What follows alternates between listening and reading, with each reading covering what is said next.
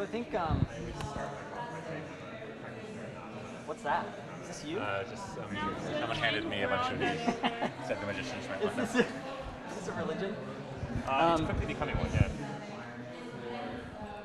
So we're gonna have this mic, but I'm thinking they should just turn down I don't want to be yet another loud mouth. It's ridiculous.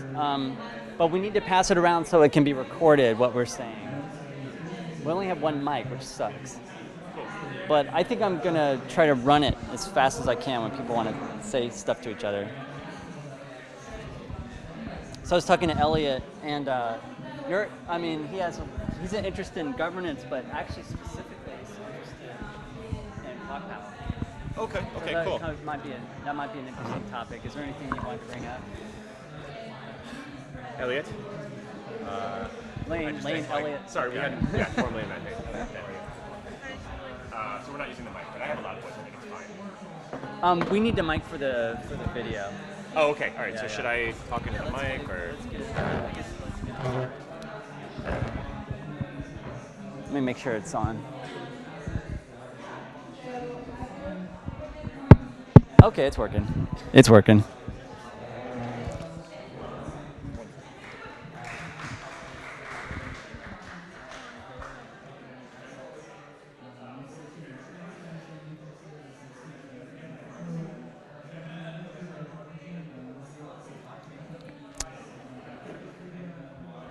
So it turns out our attendance is smaller than expected, but I think we're. Oh, it's off? No, it's on.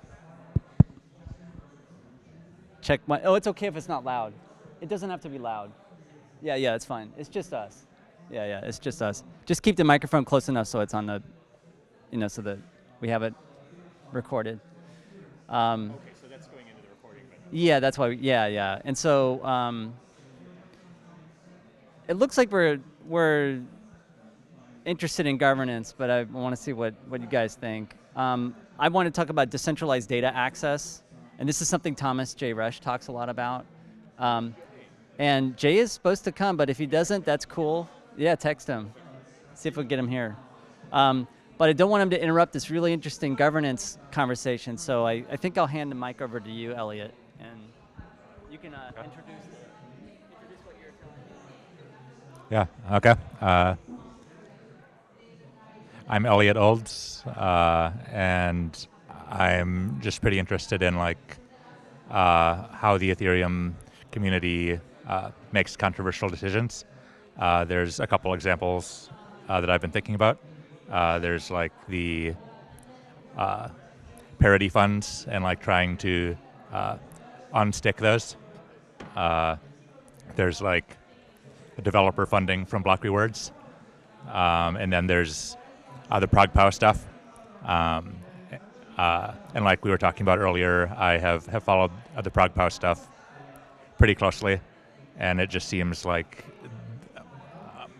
there isn't really a process to sort of define the criteria of if something is controversial, how do we decide if we do it or not?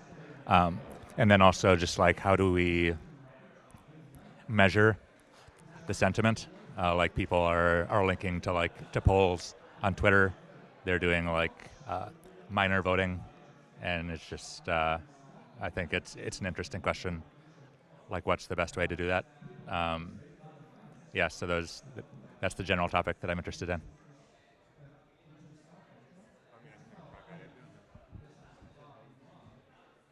Sorry for talking while eating.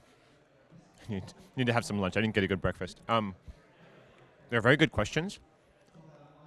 My take is that the really short answer to your first question, which is how do we make difficult, contentious decisions, is that we don't. It's really a very simple answer. There is no mechanism to do that.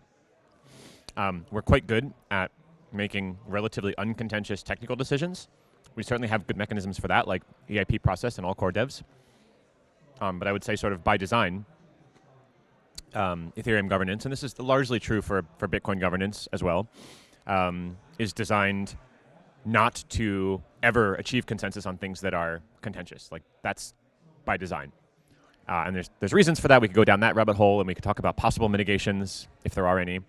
But I'll talk about the second one also before we go down any particular rabbit hole. And I think the second part of your question was about sentiment gathering. Was there another piece to the question, or were those the two main parts? Once we know the criteria, like if the criteria is about like the sentiment of different parts of the community, like how do we actually measure that? Criteria for like governing or making change, or Like if we want like a certain amount of consensus, then like we can't really do like coin voting very well because like the participation is always super low, so it's not clear how well that works. And so just like how do we figure out the amount of consensus in general? Like is it just the people who come to the core developers? Because this happened before with ProgPow. It seems like people didn't really object, but then like a whole bunch of other influencers in the community were like, hey, this isn't important. Like we shouldn't be focusing on this. Like it's a distraction. We shouldn't do this. So, yeah. Well, so many microphones. So I have two answers to the question about sentiment gathering. The first is we're really bad at it, and the second is Hudson Jameson. That's like 80% of my answer. So I mean, I'm partially trolling, but I'm mostly serious. Like I think that sentiment gathering is very complex. It's very subjective. It really is a full-time job. Funnily enough, I had a chat with Hudson about this like 3 days ago or something, and I've known him for a long time. I've always known he does this, and he'll come on the core devs call and weigh in and say, hey, my take on this, on the sentiment of the community is this or that. I didn't realize the number of channels he follows and the amount of time he spends on this. Like it really, truly is a full-time job. I'm not exaggerating when I say that. I mean, there's dozens and dozens and dozens of like Telegram groups he's following and Skype groups and all sorts of things. In addition to Reddit, there's many different subreddits, and of course there's the Twitter. And Twitter, you could spend full time just following Twitter. Yeah, it's highly subjective, right? And I mean, that's like subjectivity is great, but like it means that like in an event like this, like each of our realities is shaped by the people that we're subjectively around, and the reality of the world we live in is that there's a lot of homophily, right? So it tends to be a lot of people who we already know, people who look and sound like us, right? Homophily. Homophily is just people who are similar are attracted to one another, right? So like I can quote unquote sentiment gather in Ethereum by taking the temperature of this group, right? From the water that you're in. Yeah, it depends on what water you're in, yeah. So I was a little late. I didn't know exactly what the topic of conversation is, but it sounds like it's how do we... Is it about the EIP process? Governance in general, I think. Yeah. Core devs. The core devs. Core devs decided something controversial. Yeah, I listen to the core devs meetings every month and or every week, and I've never participated. I know it's an open participation thing, but there's also a feeling of you have to self-evaluate yourself as having a certain amount of expertise to even show up at the core devs meeting, which I think is fine. I think it's good because otherwise you get conversations that have no purpose. You get into those types of conversations. Well, that happens anyway. It does, but not a good moderator will keep that from happening. So I'm struck almost every single time there's a decision to be made by the fact that literally there is no decision made. It's so we're going to proceed with XYZ and there's silence, and then since no one opposes, then that's the decision. And I understand that maybe this is by design, but as a somewhat outsider listening in, it comes across as a very almost, I wouldn't say weak necessarily, but it doesn't come across with a strong feeling of we're moving forward in a particular direction. It's more like we're not moving forward in not the direction that we don't want to go, or something like that. That's a very Vlad Zamparian thing to say, kind of like our governance might suck, but at least it's not getting captured because we don't have any governance to capture. It's very like defeatist attitude. Sorry. No, it's okay. So, but I think perhaps if they are, maybe there's a little bit of an articulation of that thought that we're purposefully choosing to do that as part of our design of our decision-making process, then it would come more to the outside world that this is a conscious choice to do that, if it's a conscious choice. It may actually just be no one wants. It comes across more as no one wants to stand up and make a decision. So that's something that strikes me, particularly around contention. Anytime there's anything even remotely contentious, that's exactly what happens. And now you get decision by not making a decision, and therefore there's no real feeling that it's the community's choice. Community, right? Yeah. So, so I see that happening. I understand why it happens, but we should maybe acknowledge that it's happening in the discussion as part of the discussion, and just be explicit that this is what we're doing on purpose or something. Yeah, I do see that approach happening, and especially if you follow a thread, like Elliot was saying earlier, that he'd been following, he'd looked at all the ProgPow discussions of all the different, and just found all the places where it is in the videos, which is kind of an interesting issue. It's kind of hard to find those topics, that the thread of a single topic, and so it's actually kind of a lot of work that you put into that. And I see that when I follow a topic, you see a consistency, and I think there's a sort of an optimization there, is that you don't constantly discuss or have all this contention about an issue. You actually sometimes just let things proceed as a default. But sometimes that can lead to really strange effects. Like people may misinterpret that, because the decision is just being allowed to go through without, because there's no objection, it just kind of happens. And now you have a kind of a Katamari effect where it's just kind of like glomming on all this different, it lacks strategy, it lacks that. But then there's a fear of centralization or a fear of authority. And Hudson does a really good job on that tightrope. But it's interesting. I kind of like to know what, as you've looked at all those ProgPow discussions, like what are the consistent, where do you think are the big errors happening? And I guess later we can talk about how we think it can be addressed without the scary thing called centralization, or other problems that people may have. Yeah. So I've definitely noticed what you were talking about, where just like someone says something and then it seems like no one really wants to jump in, and then that's just the decision.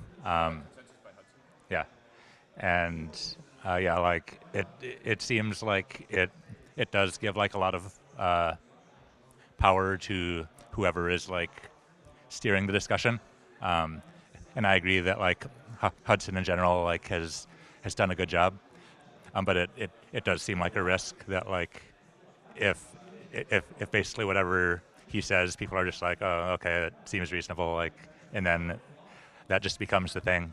And especially if Hudson is the one who's doing like the measurement, if he's like the thermometer and people know that, then like sort of like talking to him about their grievances can perhaps influence his perception of like what's important to the community.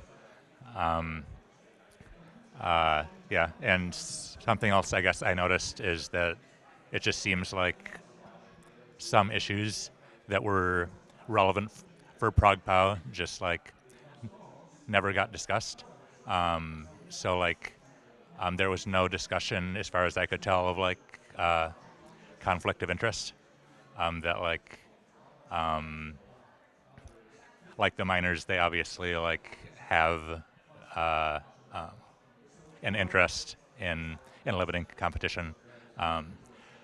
There wasn't really discussion of like how the change would impact the level of security in Ethereum.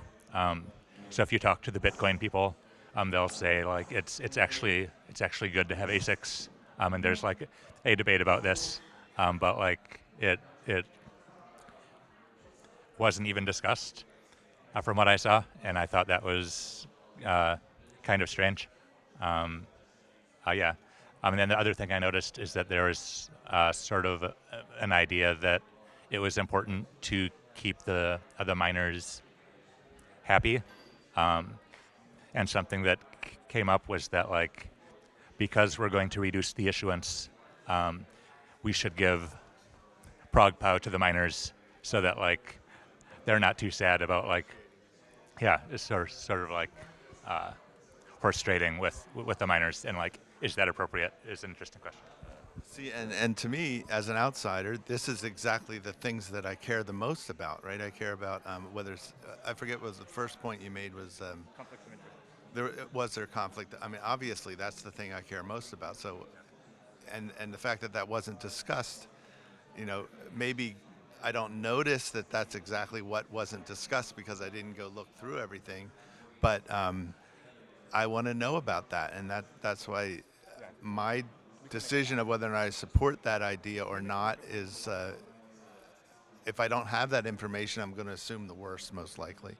So another example is the reduction of the reward from 3 to 2 back in January or whenever that was. That was another one of those decisions by non-decision. And again, there was no real talk about that. It was just sort of, There was a final call that had like 7 people on it or something. No, it was less. It was 5 people. Yeah, and it's almost it's almost like as those types of controversial decisions get more and more near the end of making the decision, less and less people show up to the call. So it's you know, I don't mean to be critical of anyone, and I'm certainly not critical of Hudson or anybody that's doing that because I know how difficult that is.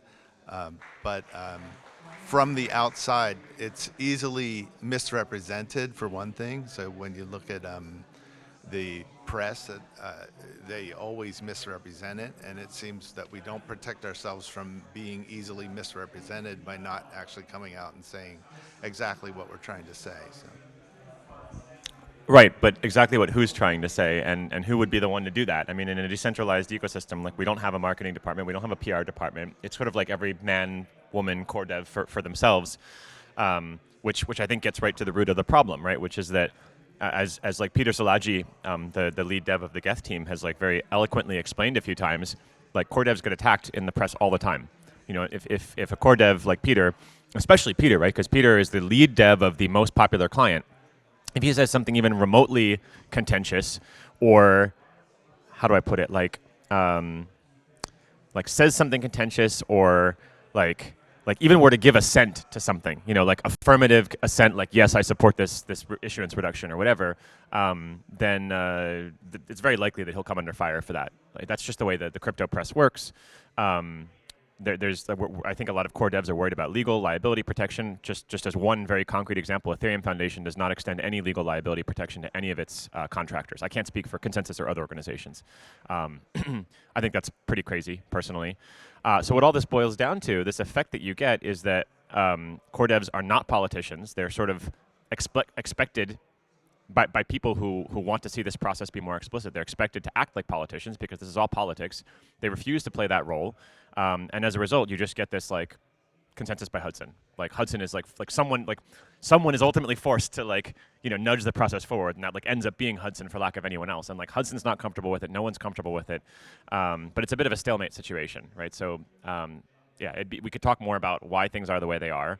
But I think it might be interesting to talk about potential ways to improve the situation too. I just want to go back to something that was talked about earlier about like how it's intentional that if there's a controversy, we generally do not make a decision, and it was sort of brought up like in analogy to Bitcoin. Like I think they have this very strongly on this ideal, but my perspective is that Ethereum like specifically tries not to be as hardcore about this as Bitcoin. Like we did the DAO hard fork, which was a controversial thing, and like there are a lot of hard forks. So my impression is that like Ethereum does want to be more aggressive than just saying like if people object, if there's any controversy at all, then we won't do the thing. So I think it's interesting to try to actually like figure out what that should look like, and like if we are going to be more aggressive than Bitcoin, like how much controversy is okay, like how do we handle that? So. No, I generally agree with you. I want to add time to the mix here. I think that was definitely the case historically, and like what I think is so ironic about this is that in my perspective, Ethereum was actually created in part as a reaction to the perception of Bitcoin's intransigence and just like overwhelming conservatism, right, regarding upgrades. And yet, so what I want to add to what you're saying is that was the case historically with Ethereum, but like I feel quite strongly that the pace of innovation has slowed, and there's very obvious reasons and very good reasons for that. Like when you have billions of dollars of value secured and you tweak anything as simple as like a gas price, you're putting contracts at risk because some programmer made some assumption about something like a gas price not changing or something. I think every technology platform runs into this issue of like an installed user base, right? So there's like real reasons why Ethereum is becoming more conservative. I think you really have to very explicitly design from the beginning mechanisms to allow you to remain agile and like continue to make changes. Ethereum didn't do that, and so now Ethereum is like falling victim to the same thing as Bitcoin. And if you look at if you plot the trajectories of them, like I actually think that I really worry that we're slowing down the innovation a lot in Ethereum, and we'll never, like for that reason, it will never achieve what it's capable of.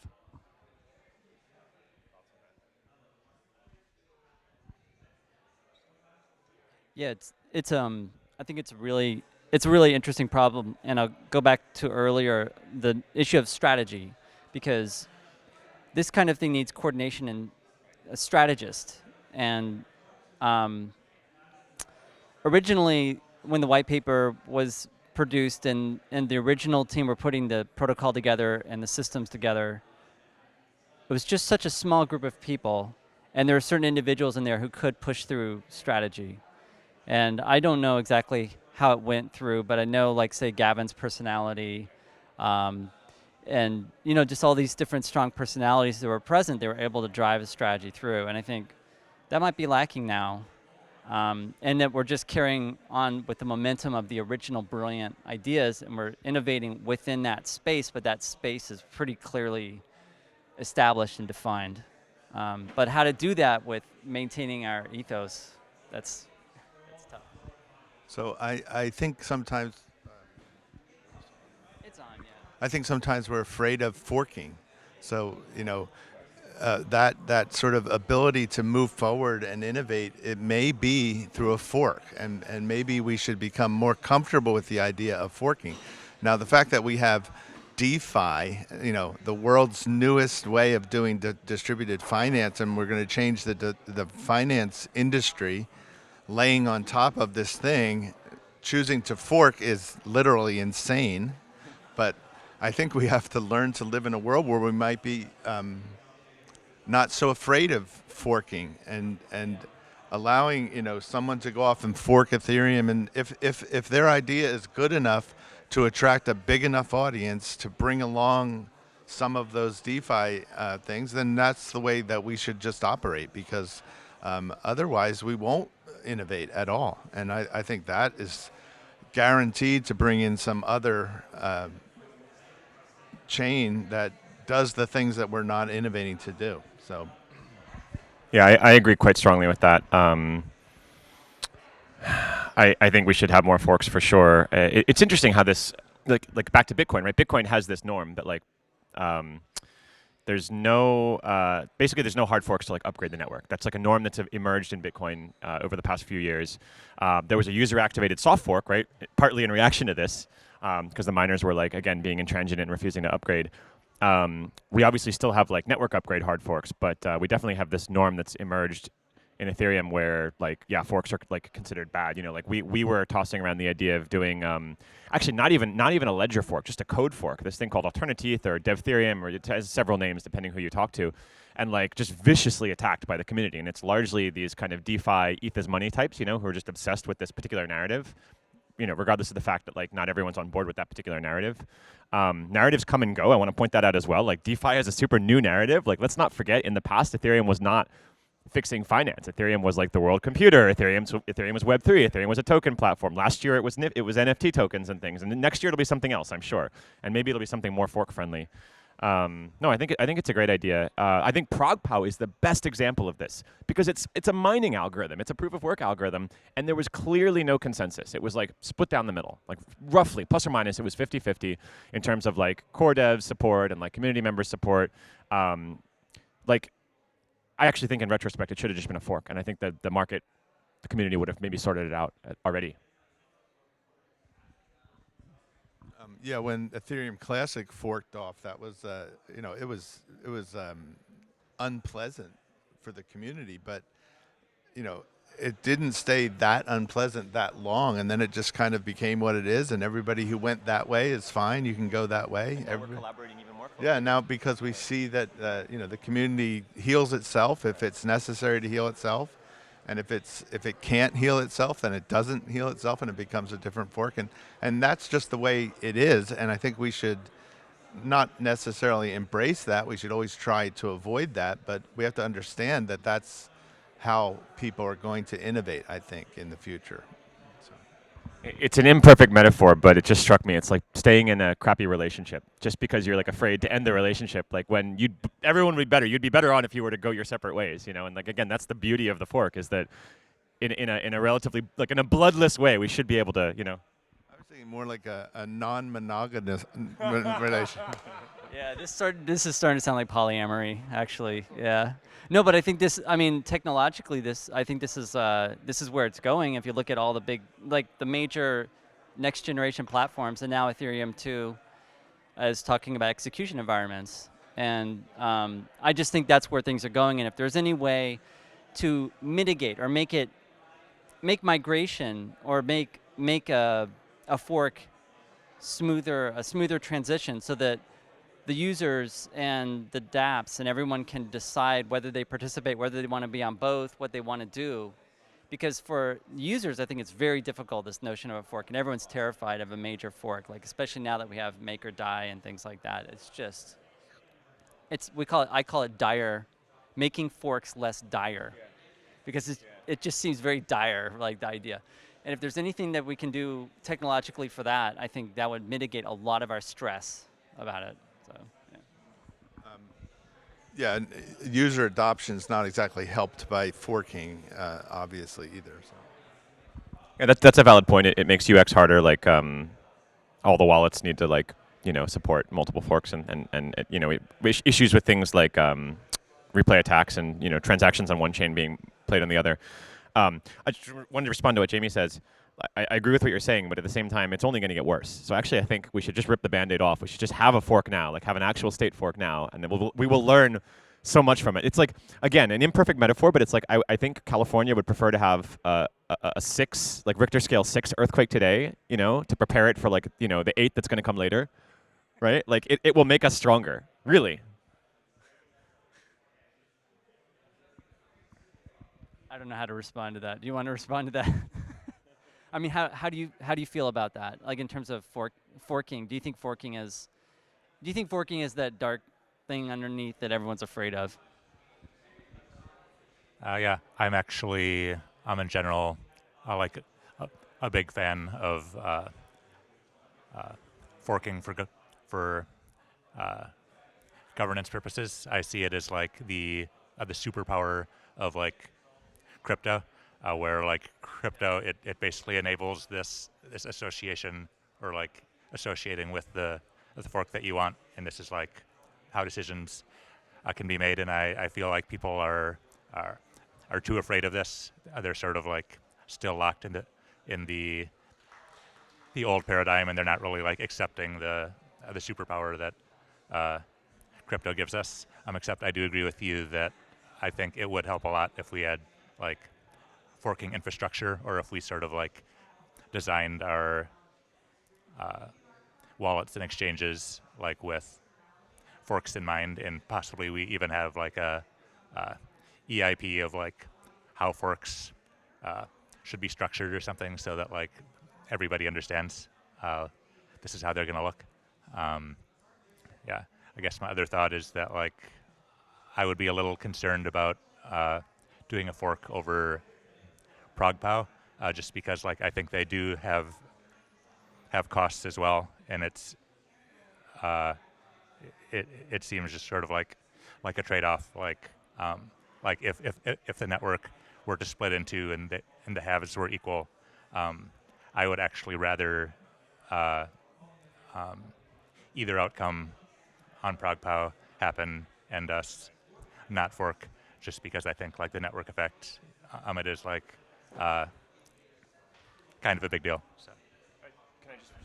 I think that's why it hasn't happened, because I think everyone agrees that that's the game theory. And I wonder if the fact that Ethereum has these stateful contracts makes forking 1,000 times harder. Yeah. So something like Maker is exactly a perfect example. Because I have a stable coin on one chain that goes onto two chains, and now I have two stable coins that are pegged to the US dollar.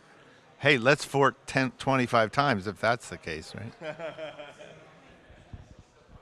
I feel like that Ethereum is very great tool or very great tech. So, and like when you have like the chance that you can fork it, that's like very cool. But a lot of people are just like too lazy to fork it, or just because I saw that, for example, when they updated the Ethereum.org website, everybody was like, "Oh my gosh, I don't like it," and like there was a huge button on the top of it, like fork it, and no one does it. And I was like, "What the heck, guys? Like you have the chance to fork it, so why don't you do that?" And then there's another question about funding, because like a lot of people are like, okay, I can fork it, but I just don't want to like waste my time for doing so.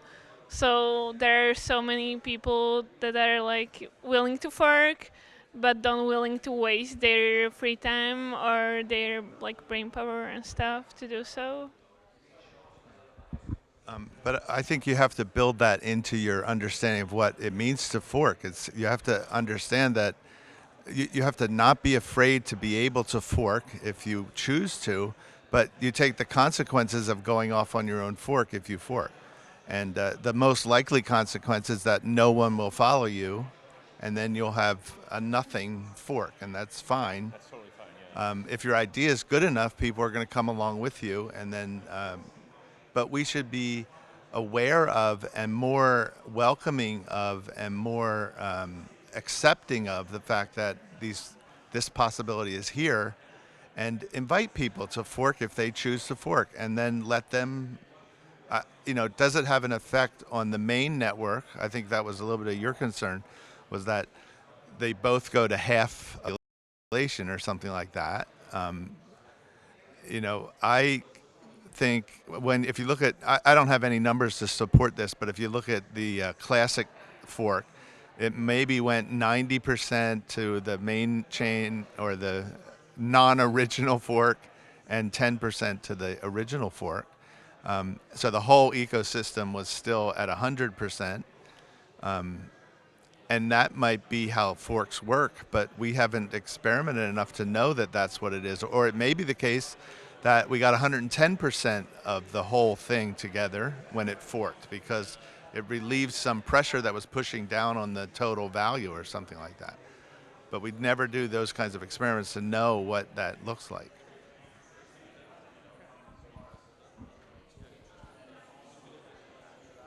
Sorry, I lost my train of thought.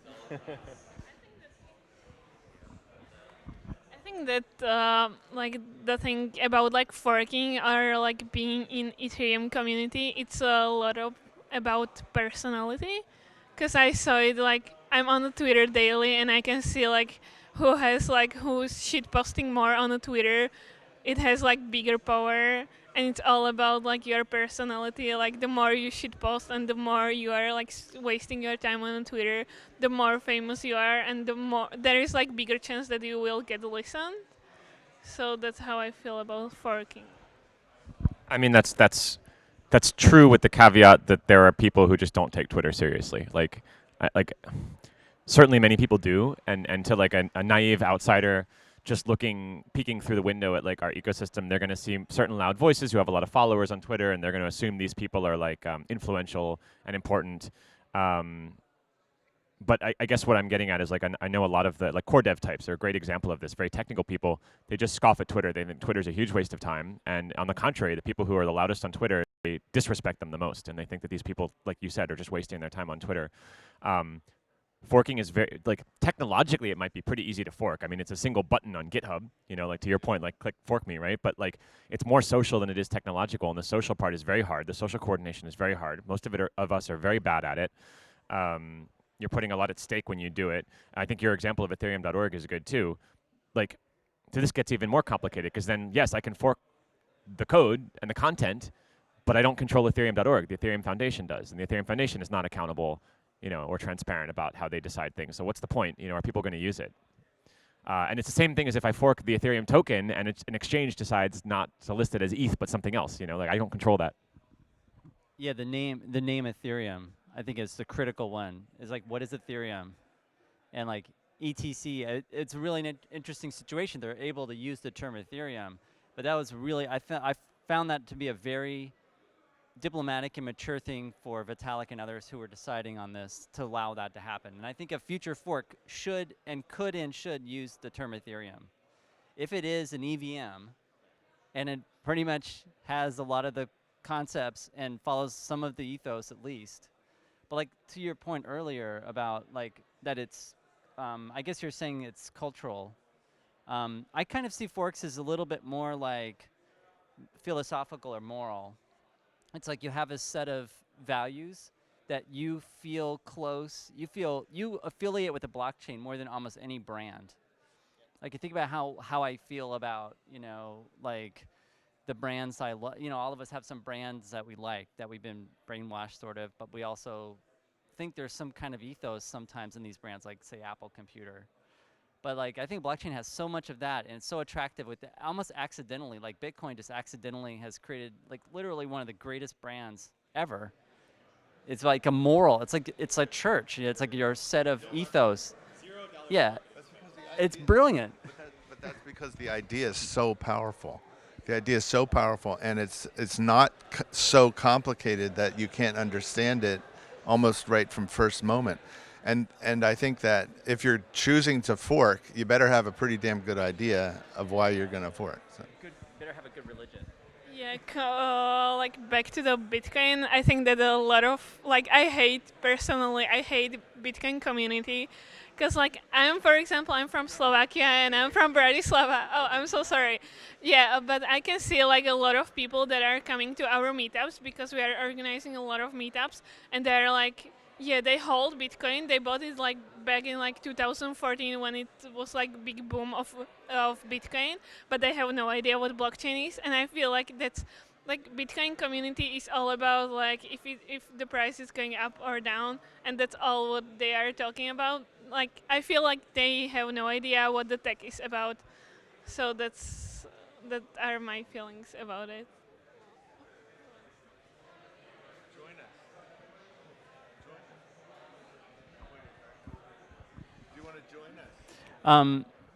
Regarding that, I think there's a lot of people who participate in these blockchains who are like you're saying, clueless, or you know they're there for financial reasons. But I think the real core people actually are there because of philosophy, like because the blockchain fulfills their notions of some society, some situation they want to have for themselves.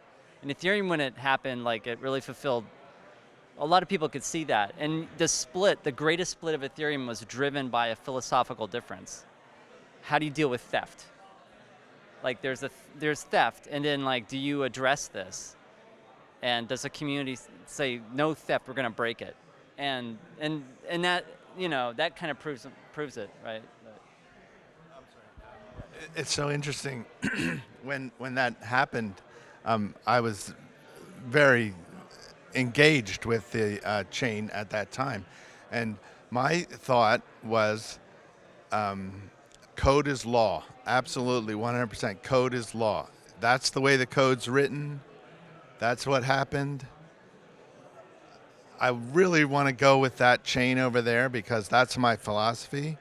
But boy, look at this big old community over here going this direction, and I'm like, I'm an idiot because that chain over there that has the right philosophy, in my opinion, at the time, doesn't have any dollar bills behind it because it's going to crash. That chain's going to crash. That was my calculus, right? So all of that stuff has to be understood. I mean, it has to be forefront. It's at the forefront. It's very complicated. It's philosophy. I very much wanted to go with the chain that was agreeing with my philosophy at the time. I don't know if I feel that way anymore. I think it was probably the right choice in the end because it survived and everything. I couldn't because my holdings would have dropped, or and so my choice was to stay with where my holdings were, obviously. So, but that's all part of the calculus of what a fork is, and I think we're so afraid of it because it's. I wish we were more experimental so that we could come to understand all of these things and how they work. But there's so much weight on us for the holdings that we have that we're afraid of experimenting. I mean, that's the problem with money coming into it, but I do think it's sort of a necessary evil, like to your point about people who show up at these meetups and the only thing they know about is the price. I go back and forth on this, but I would be lying if I said that price movement wasn't one of the first things that attracted me to it, right? I think that's many people see that first, and I'm okay with that if they then are able to. You have to hold their hands and explain to them, the social side of things, the value side of things, as well as the technology. And I think that if 5 or 10% of those people make it over that hill and actually contribute or at least understand and help spread the message, that's okay with me. I wanted to say something a little bit, just push back a little bit on what you guys are saying, to Jamie's point about forks being more along the lines of things like values and ethics and just, the values that a subset of the community holds. Did Ethereum Classic survive because of its values, right? Or did it survive because of Poloniex? I've heard people suggest that it only survived because one exchange decided to list it. If that hadn't happened, would it still be alive? But so doesn't that sort of suggest that it's not about values? So it's about 100,000 things, but that's what I'm saying. We have no experience. We have no experience with what it means, so we don't do any of them because they're so black hole. They're a black hole. Maybe it's necessary.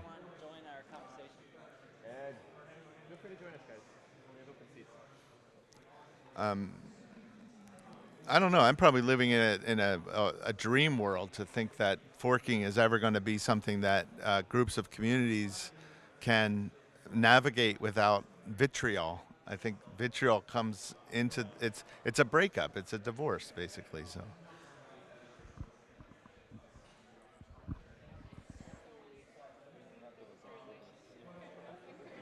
There's so many factors to consider about it, and the economic, that it's an economy. And this is if you think about how a nation has a civil war, and it isn't, you're right, it isn't just values. Say in the United States, with the Civil War in the United States, was it about this deep break in the values? That's a driver. That's a big driver, but there's an economic aspect to this as well. It's two vastly different economic systems, and one is inevitably going to win that war. What if it was the other way around? What if the evil economic system was the one that won that war? And that can happen too. And so there's you're right. I mean, there's so many different factors, and you have to consider it. So yeah. So just while I'm on a run here saying controversial things, there's a third possible outcome, which is that maybe the two pieces of the country never decided to get back together. Maybe they just decided to quote unquote fork and just remain separate. We don't have a counterfactual, right? Could that have been better for the countries, the world historically? We don't really know. It's an interesting question. But yeah, forking is our superpower, which you said. I super agree with that. And if we don't use it, how are we any better or any different than the default world? I think that some of the parts of the world are still very back in not even mental grown up, so they still have no idea about what Ethereum is.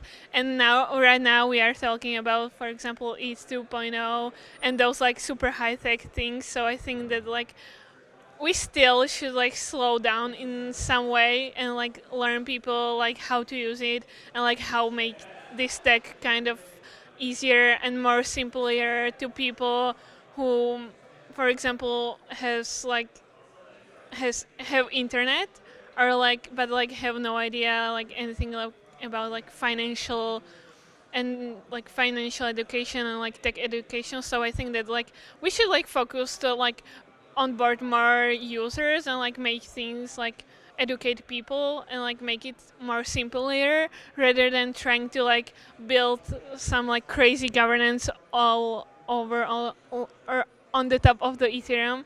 So I think that those are the things that we should focus on. And second question or second thing that I wanted to talk about, like how we can bring Cordos and like community together, because I saw that there was like Telegraph that tried to bring those communities together, but they failed, even though like some projects poured so much money into that project, but that project is like pretty dead right now. So we should still, yeah, like signaling.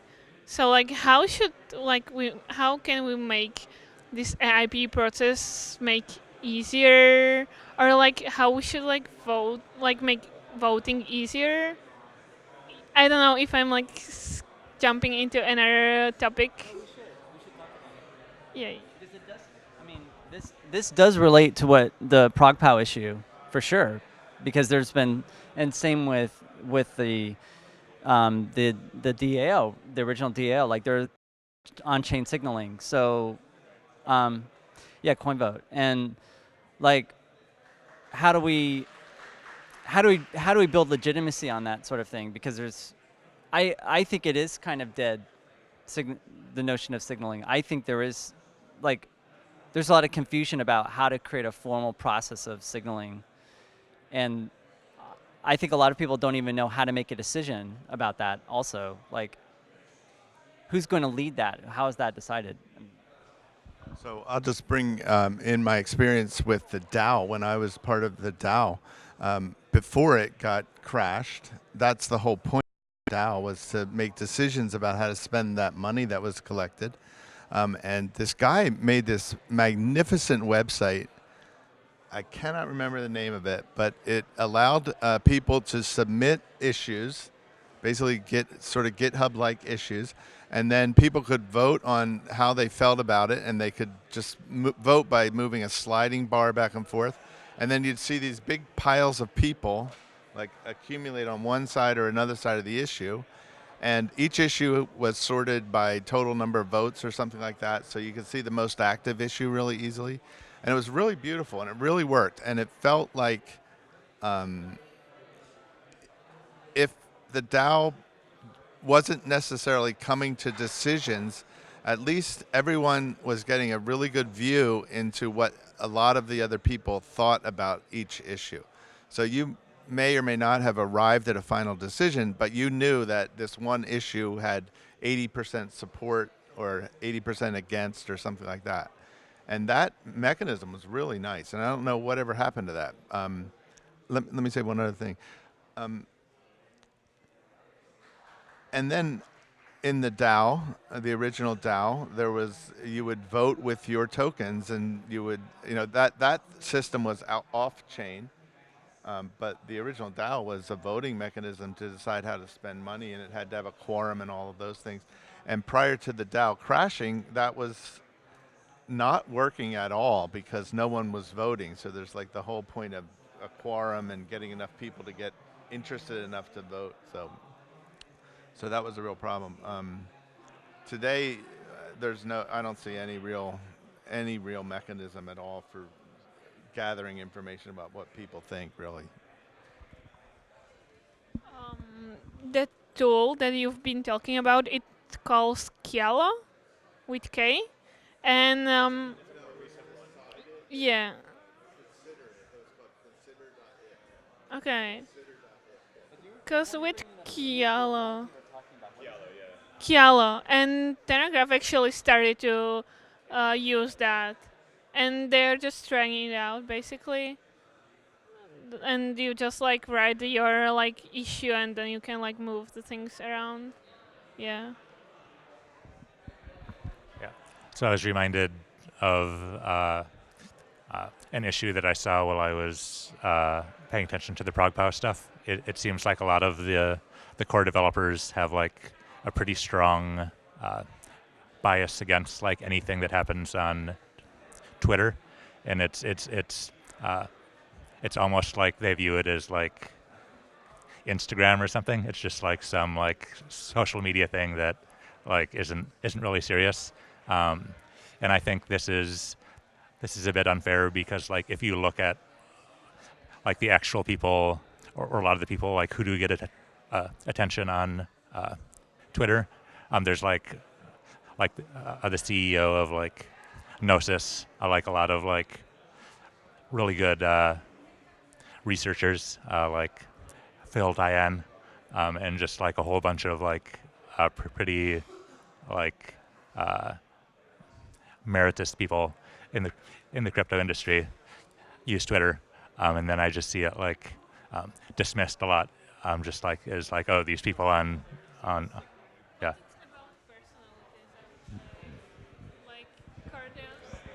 Like Cordeus, for example, doesn't like to use social media because they're like, like coders. Like, I want to like write my code. I don't want to interact with people. But on another side of that coin, you have to count with what community thinks, and you have to like if you are going to implement some AIP or if you are going to do some like important job, like code something very important that will be used for the community, that you have to listen the community and you have to listen the voice and the power of the community. And if the community loves to use Twitter, then you have to like bear with it somehow. It's not going to happen. This goes back to, no, you're right. This goes back to something I said earlier. Like core devs, I mean, again, we're generalizing here. Not every core dev is the same, but I do think it's accurate to say, like in general, they have a lot of respect for people who write code and not a lot of respect for people who make noise on Twitter. You're right. There's definitely like people on Twitter who are popular and well followed who deserve merit. I mean, I think Phil Diane's a great example of that. But there's multiple ways to be popular on Twitter, and like there's like just incessant trolling and shit posting is another way. And I think again, a lot of core devs look at people like that and they just kind of roll their eyes and say they're not adding any value to the ecosystem. Why should we listen to them? I think another issue is, so this goes back to signaling, right? Is these systems can all be Sybil attacked easily, right? Like the only system that can't be Sybil attacked that we have today is something like coin voting. And we hate coin voting because it's plutocratic. So I think Jay said this, like we just don't have any good reliable systems for like sentiment or signal gathering that can't be Sybil attacked right now. It's very easy to create fake Twitter accounts, by the way. Yeah, I think there might be something like if you do a page rank of accounts, which I think there's a site, Hive, I think, are trying to do that.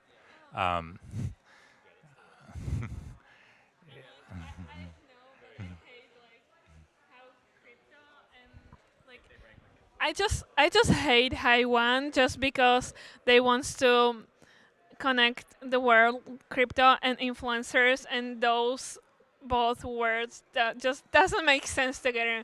Like, never try to connect those words together, because if you're on Twitter and if you're on a crypto Twitter because of your influence, then like get the hell out of there, I would say, because like it doesn't gonna happen, like it doesn't make So biased against influencers. No, I'm kidding.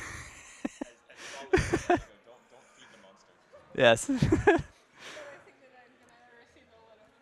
I think there's a really interesting. There's several papers, and I'm blanking on what they are, but Vitalik talks about how identity is important to address getting signal is identity, and we have to find ways to establish us as people. And this is a lot of what the magicians are about, is creating conversations between people so we build trust in each other. And we can get a lot more signal out of something like that. Like the core devs, I believe the core devs have established this trust amongst each other, and they can guide themselves through any crisis. And that's why I think in many ways they're effective, in spite of the problems that we brought up earlier. But I think that automating is very difficult. I think we're going to have to find ways to, in a human to human sort of way, establish that trust and establish that integrity and find signal. And what this might mean is the emergence of a type of analyst.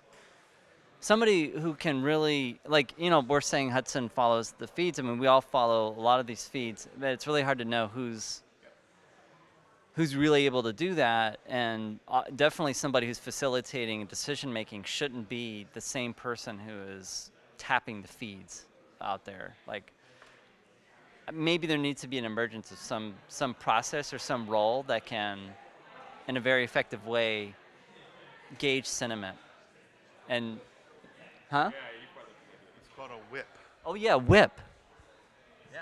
You should be a whip. No, I don't know what a whip is. I barely know what a whip is myself, but and when you watch BBC shows about Parliament, you start thinking about, and I love Parliament as well because of the way the dynamic in British Parliament is amazing, and I know the whip is a big part of that. So I mentioned earlier that there has to be this brilliant, unbelievable idea to get people to come along with you on your fork or your idea. Bitcoin happens in the world because it's so straightforward, so simple, that people understand it enough that they're going to devote their time and energy to it. So, but every time I hear this kind of conversation where we start saying we have to figure out sentiment, we have to figure out signaling, all that kind of stuff, what I hear is almost exactly the opposite of what I thought I was hearing when I first fell in love with the idea that Bitcoin brings forward, which is we can eliminate all of that shit from our world and arrive at a better place. So those things always get so crazily murky, and it's exactly what I thought we were trying to avoid when we invented a trustless world. And I always push in my mind. I always want to push back against those kind of, we have to solve governance, we have to get signaling stuff, if it doesn't have the same high quality of elimination of trust that the original reason I got interested had, I think. I don't think you can eliminate trust. I think you can package it up and move it around. Like we have this concept. We have this concept in finance, which is the same thing. You can't eliminate risk, right? You can collateralize it. You can transfer it into different assets. You can sweep it under the rug and hide it.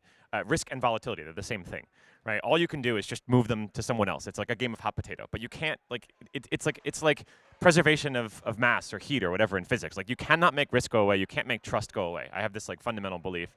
And so I feel like what Bitcoiners and Ethereum people have been doing is like pretending we're eliminating it, but actually we're just like sweeping it under the rug over here, and we're like, the people who come later will have to worry about it. I'm not sure that's necessarily right. My view would be that we've created a social system that allows us to agree that we're going to put trust in we're going to put trust at the very beginning. And what we trust is the mathematics of the code. So the trust is there. The trust is there. Well, that's what I want. I absolutely want all of the trust to be put outside and all of the mathematics of the code to control all of the humans' behaviors. I'm joking. Sorry. No, but I agree with that. So I'm seeing the point because I just want to make the point.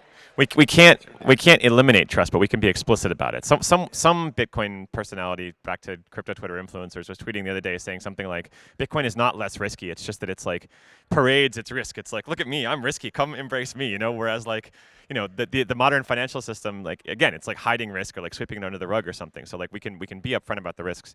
I just wanted to add one more thought. There's a journalist named Matt Levine. I think he's like a Bloomberg journalist who writes a lot about Bitcoin and Ethereum and stuff. And he has this great line, which is that like blockchain people and crypto people are making all the same mistakes and learning all the same lessons that everyone in the rest of the world figured out, but we're doing it like in fast forward kind of. And the fear, and I've shared this fear as well, is that like the final product is going to look like a lot like, or in the worst case, like even worse than like where we started. So I genuinely have this fear. I think you guys know. Yeah, I just wanted to comment on like the issue of eliminating trust. I do think that sort of by distributing the trust you can get like a lot more confident about what's going to happen. So I see it as like if you just have like a couple decision makers, then the chance that they're going to vote for like very high inflation or something seems higher, except if it's sort of distributed among the Ethereum network and like you need like a majority or like a certain amount of these people to all want super high inflation. Yeah, yeah. It's sort of like if you have like a million people flipping coins, like even though each one of them could go either way, it's easier to get a sense of like what the group is uh, more likely to do.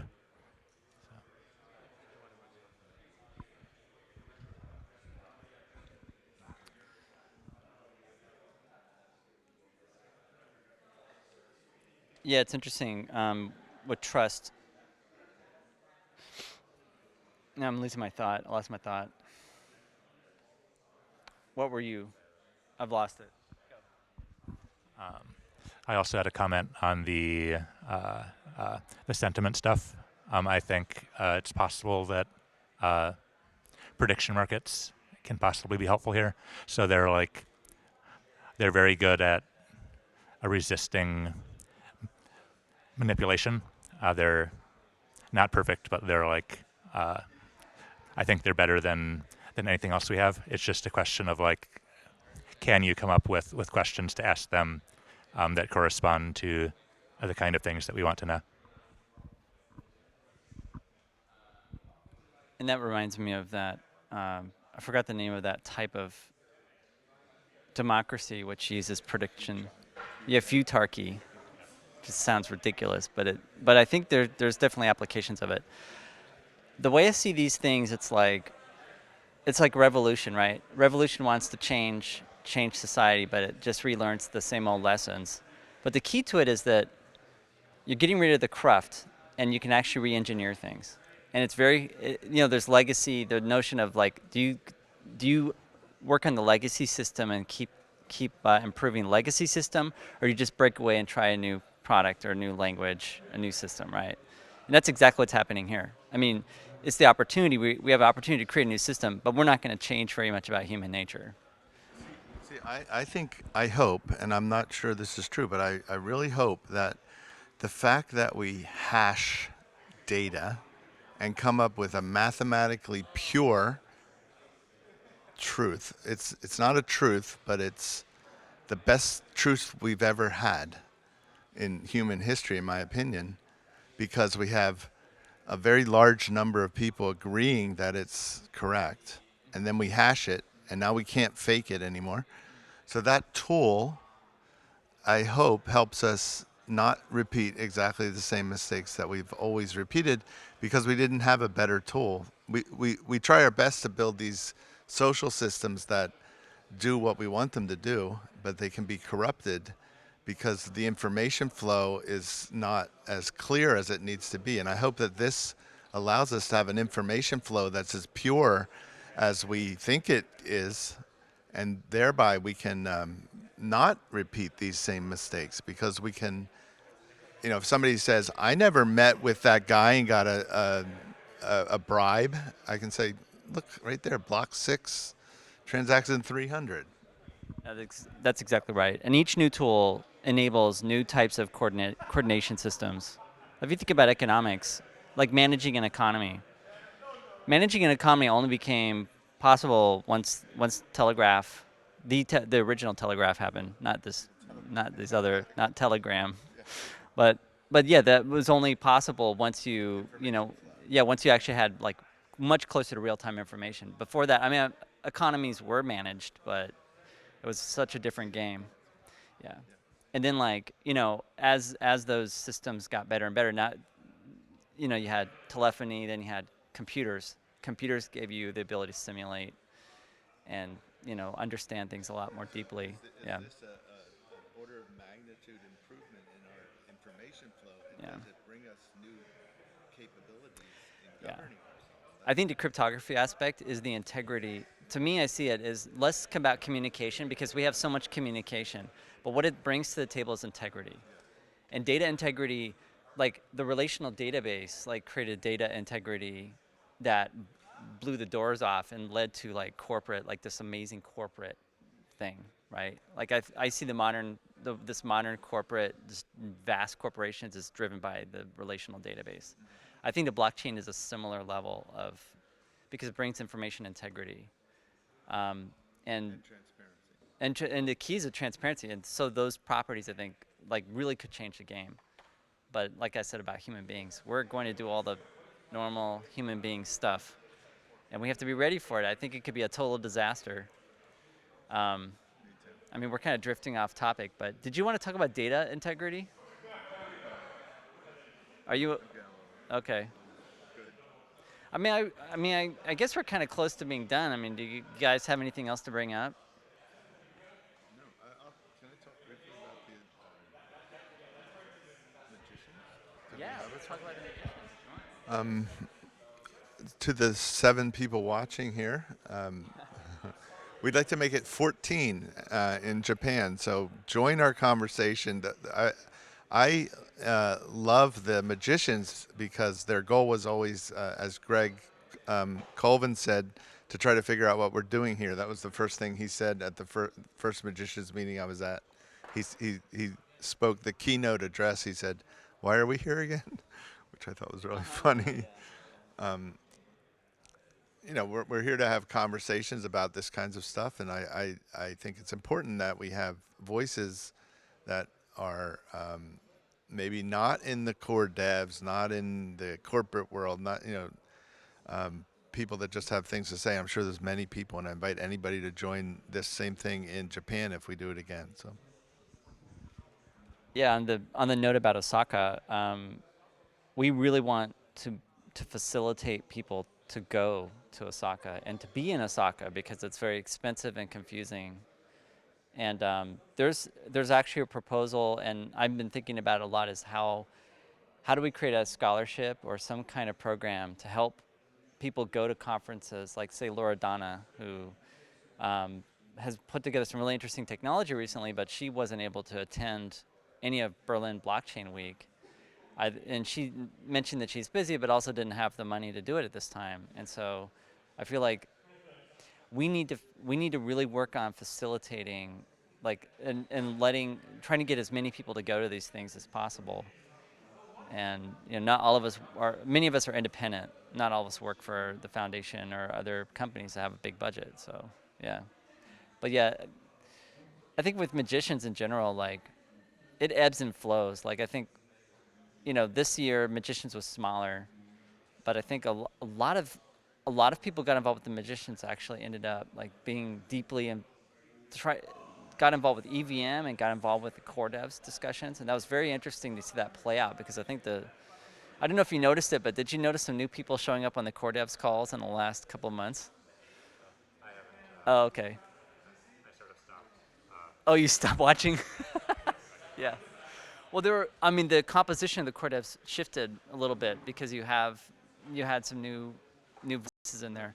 Lane, I wanted to see what you thought about that. Like, with the core devs, there are several people who started going to core devs more, and they were from the magicians, like James and Rick. I mean, how did you feel? How do you feel that did that change the tone of the core devs, or what kind of effect did you see, like in terms of like magicians on core devs? Magicians and cat herders too. And cat herders, yes. Yeah. Not much, to be honest. I don't know if you guys noticed. I think it's great that there are more voices in the room, but okay, all right. There is a difference. There is a difference. No, there is a difference. So I consider. I mean, Rick is effectively a core dev. Like he's got that same level of technical expertise, and like there's no sort of cultural difference. I think James is a great example though, because James is not super technical. He's he certainly understands the technology stuff, but he's like pushed. Actually, it's a little bit ironic because the point of the cat herders was like to help with like project management. And James has just been like completely like a rock star and helped us get way more organized. I don't think that Constantinople would like be on track without the work he's done. That's my feeling. Yeah. Yeah, what he's done is fantastic there. Yeah. Given the problems that we have discussed, I mean, what is it up to the cat herders to see this to improve, like how decisions are made, or how, like what do we do? Like what what are the steps that we need to take? I mean,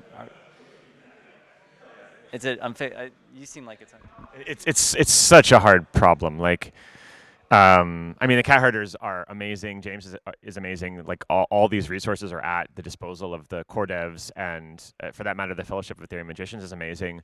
Like I've seen this play out since the beginning with FEM, and I'm curious if you guys agree. Like, again, like amazing people, amazing resources, like amazing output. But do you think it's like impacted Ethereum governance? I mean, there has been an impact for sure, right? But it's just not clear what that interface is, and like the core devs are so overburdened and so overworked and so stressed out.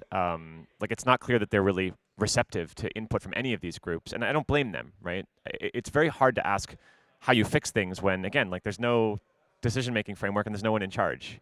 We have to like collectively, like as a group, like a flock of birds, we have to like steer ourselves in that direction rather than this direction. It's a very hard thing to do, social coordination.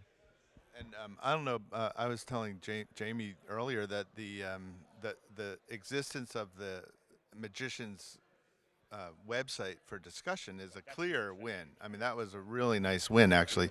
That's successful, I think. I don't know that all of the conversation has come there, but prior to that, that website, it was literally impossible to keep track of what was happening on anything. So that's improved. And the and the quality of the EIP repo is better, I think. James's job on organizing the hard fork compared to the previous hard fork is stunningly better, just beyond better. So and those aren't all magicians' things. They're just the community trying to figure out how to do this. And I don't have a sense for the core devs as far as the receptivity to these other groups, but I'm sure they're welcoming the help. I think they're not rejecting the help. They're welcoming the help. Yeah, I think there was some skepticism early on about the magicians, about the cat herders.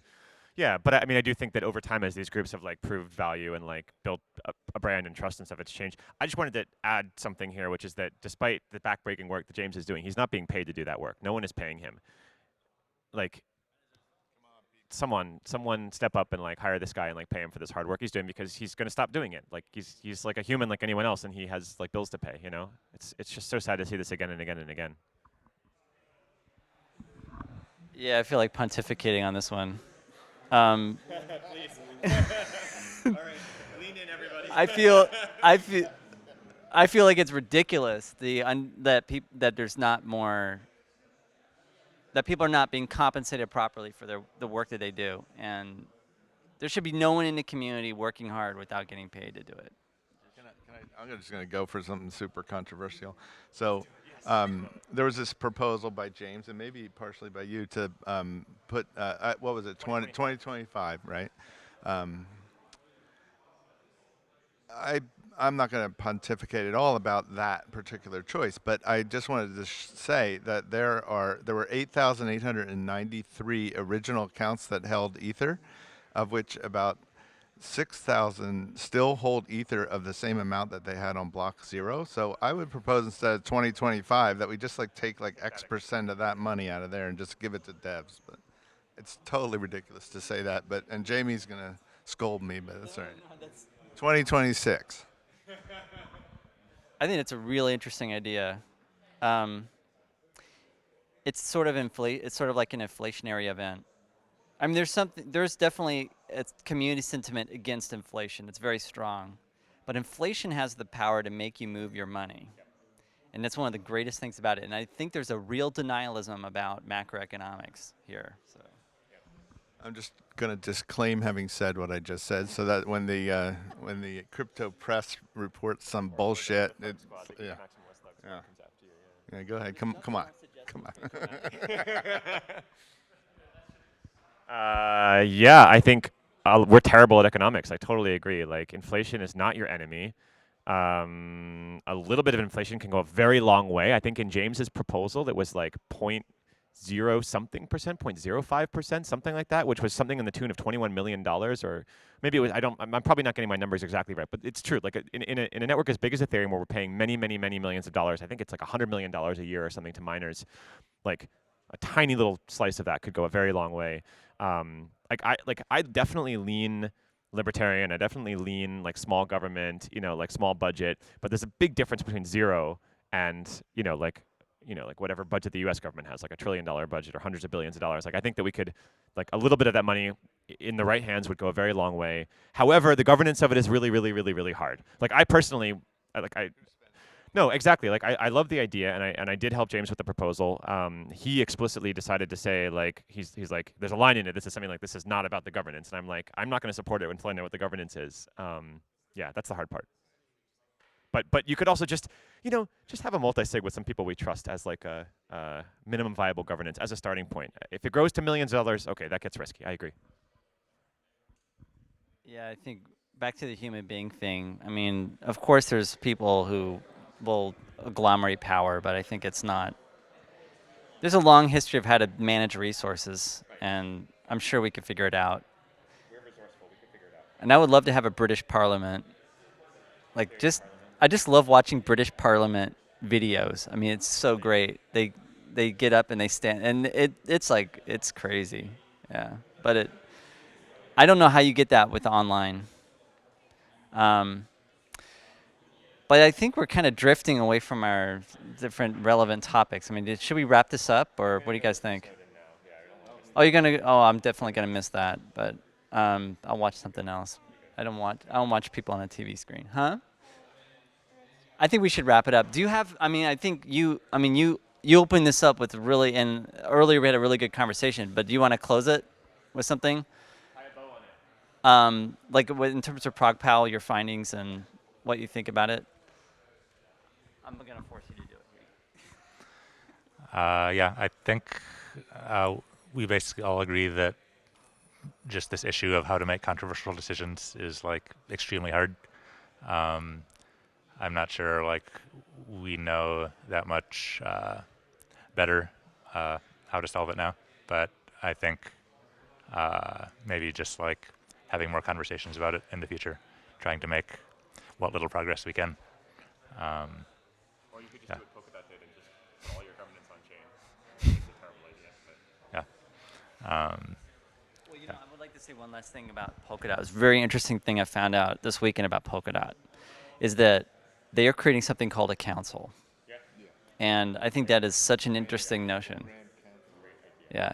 Just to be clear, the council doesn't have any authority to make decisions or veto decisions. They can just speed up or slow down decisions from winding their way through. Oh, well, you know more than I do. That's interesting. Okay. And if the council, so my limited understanding, based on what I saw people speak about at Day 2 days ago, obviously this is evolving as well, is that like the council consists of something between like 6 and 12 humans, right? And it's not clear how they're elected. What they can do is if they vote like unanimously in favor of a proposal, then the threshold required for that proposal to vote drops, right? So rather than it needing like a supermajority, in the case of like a citizen initiated proposal, it's only a regular majority if it's approved by the council, and if the council approves it unanimously, then it falls even further. And the opposite is also true. If the council votes against something, the quote-unquote citizenry can get together and can still vote for it, but they then need a much higher majority to do it. So interesting balancing things at play there. Yeah, all right, see it. I think that's really fascinating that with all the criticism of on-chain governance with Polkadot that they have created this council, and I think that's a really wise, all right, see it, thanks Lane. I think that was a really wise decision on their part. Yeah. Yeah, that's it, so. Thank you. Thank you. Thank you. And thank you. I think it was really great that you brought this topic up. Yeah, at first I thought this was your religion or something, but we're going to read these later. That's it, we're out. So, yeah. It's